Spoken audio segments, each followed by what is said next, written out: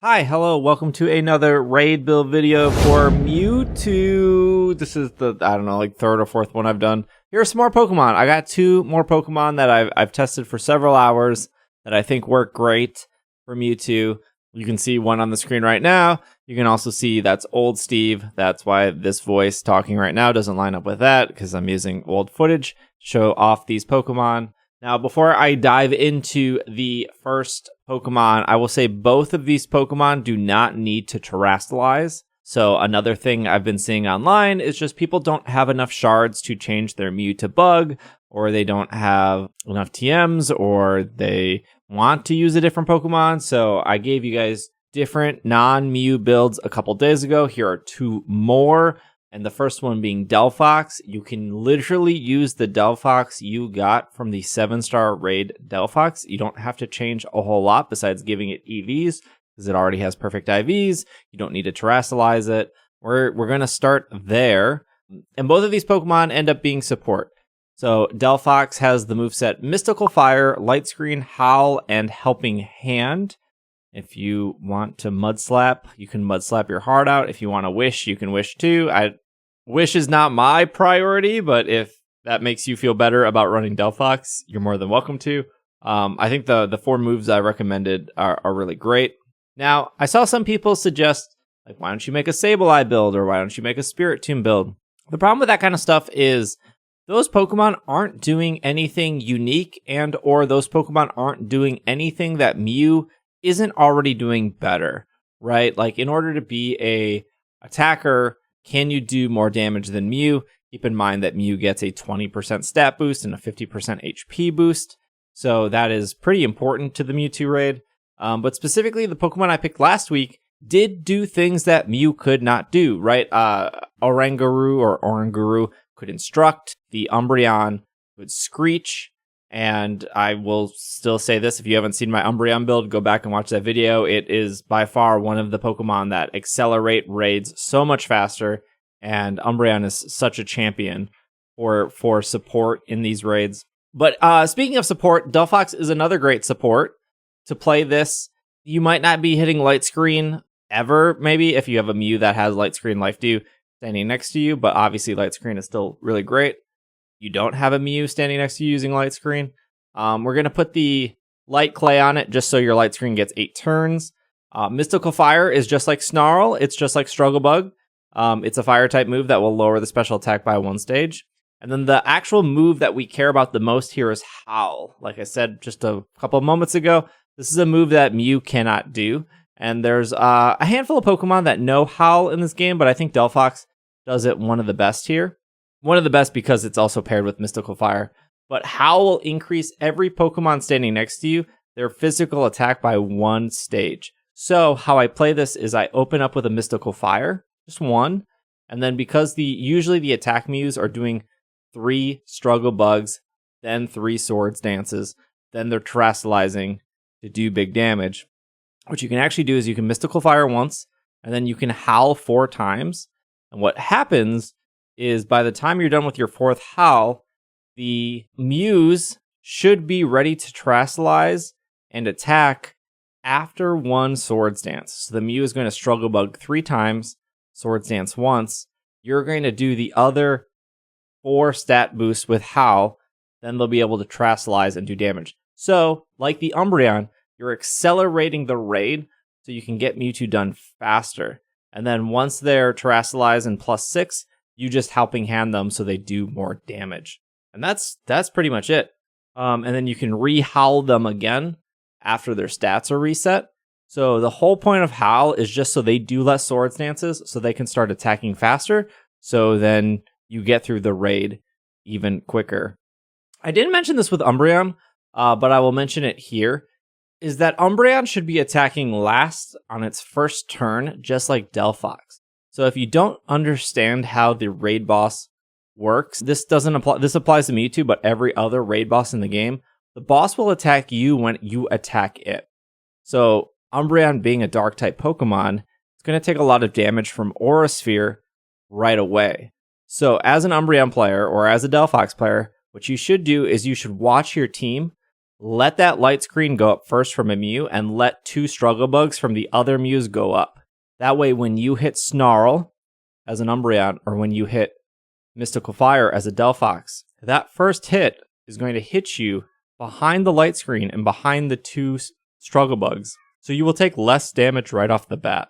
You can take the damage just fine, but some of these non-Mew Pokemon literally wait like 2 seconds, watch your team do all the moves, then do your move, and then you're fine after that. So you could apply that to most raids. If you don't have the strongest pick, wait for that light screen to go up, wait for that reflect to go up, wait for that snarl to go up, wait for that chilling water to go up.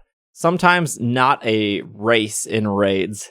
I know people panic and they're like, we're running out of time, I need to press buttons as quick as possible, but you can reduce a lot of damage from that first turn just by waiting like 1 or 2 seconds and like just looking at the left-hand side of the screen and seeing what all your team does. So there's just like a little minor tip of like, okay to slow down just for a second or two.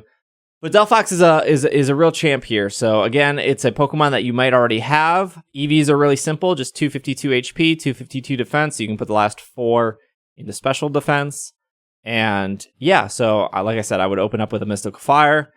If you don't have a light screener, you can open up with a light screen, and then you can just howl. You can also howl twice and let the Mews Swords Dance twice. That'll equal 6. If you can't get 4 howls off the bat, that is still saving time.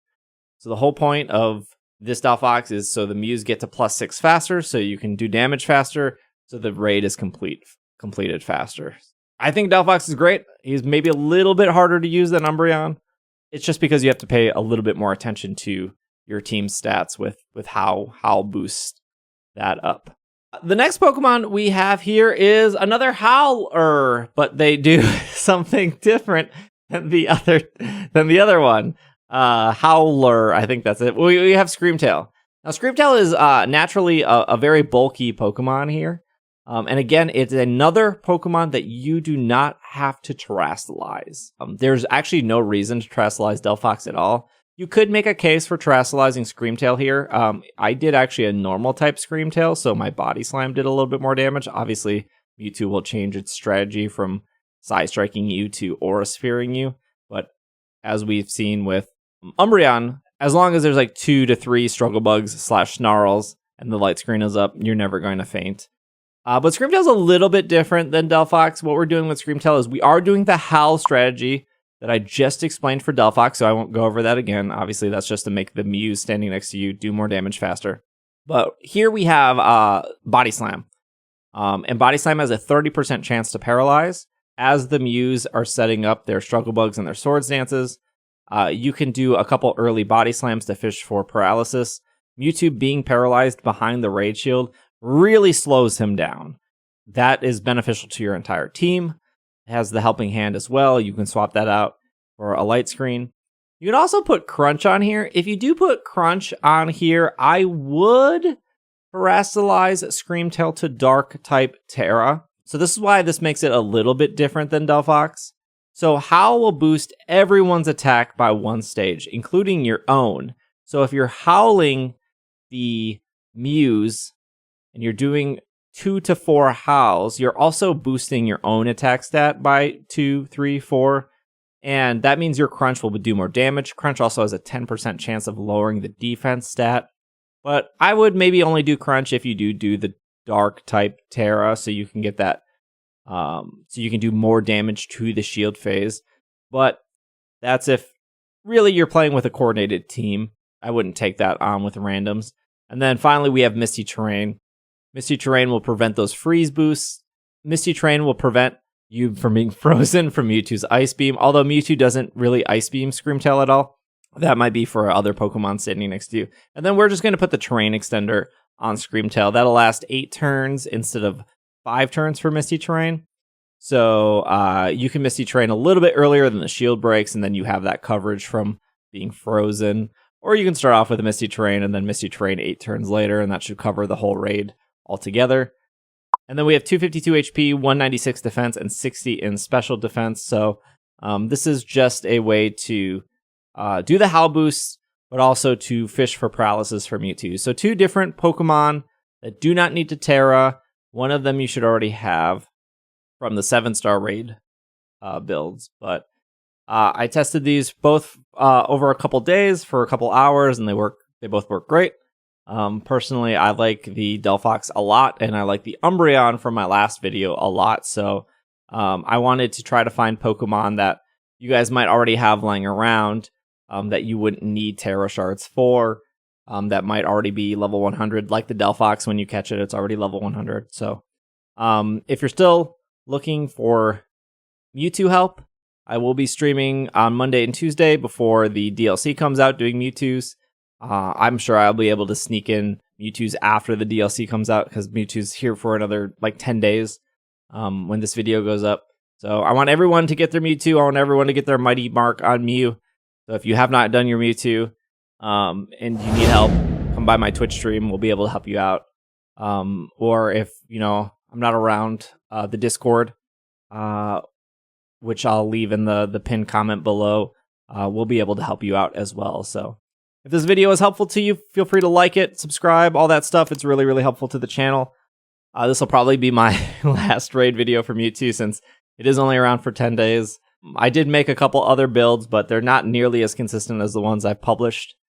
If you were watching my Twitch stream, you probably saw a Bruxish going around that was pretty okay.